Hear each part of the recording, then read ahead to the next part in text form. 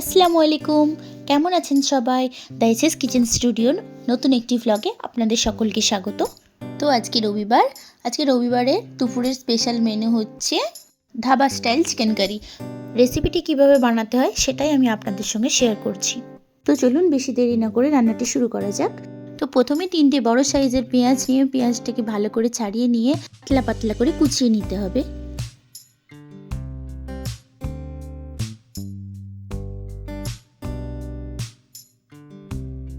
তো পেঁয়াজ কোচানো হয়ে গেছে, তারপর একটি টমেটো নিয়ে সেটিকেও কুচি কুচি করে কেটে নিতে হবে।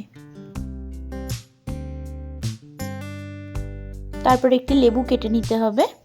আপনারা যেমন ঝাল খেতে পছন্দ করেন সেই অনুযায়ী কাঁচা লঙ্কা নিয়ে নেবেন। আমি এখানে 4টি কাঁচা লঙ্কা মাঝখান দিয়ে চিড়ে নিয়েছি। তারপর কিছুটা ধনেপাতা নিয়ে কুচি কুচি করে কেটে নিচ্ছি। তারপর চিকেনের গায়ে ঠিক এইভাবে কাট লাগিয়ে নেবেন, যেভাবে আমি কাট লাগিয়ে নিচ্ছি, যাতে মশলাটা ভিতরে ভালো করে ঢুকে।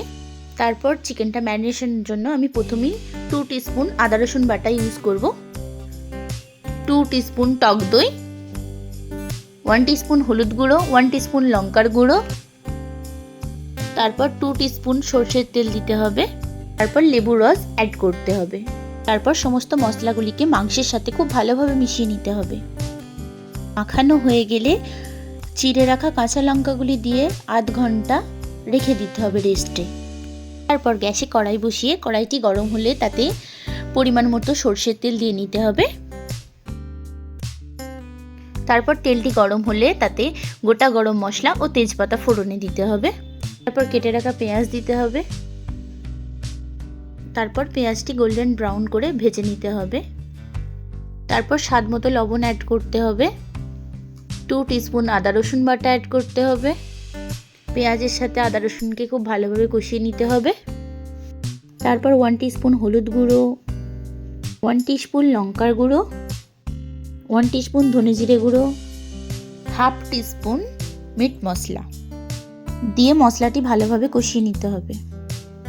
তারপর 1 টিস্পুন কাশ্মীরি লঙ্কার গুঁড়ো, 1/2 টিস্পুন চিকেন কারি মশলা ও একটু জল দিয়ে মশলাটি ভালোভাবে কষিয়ে নিতে হবে এবং স্বাদটা ব্যালেন্সের জন্য একটু চিনি অ্যাড করতে হবে। তারপর মশলা ভালোভাবে কষে তেল ছেড়ে গেলে তাতে কেটে রাখা টমেটো অ্যাড করতে হবে। তারপর ম্যারিনেট করে রাখা চিকেন ঢেলে দিতে হবে। তারপর চিকেনটিকে মশলার সাথে ভালোভাবে কষিয়ে নিতে হবে এবং কষাতে কষাতেই মাংসটিকে 50% সিদ্ধ করে নিতে হবে।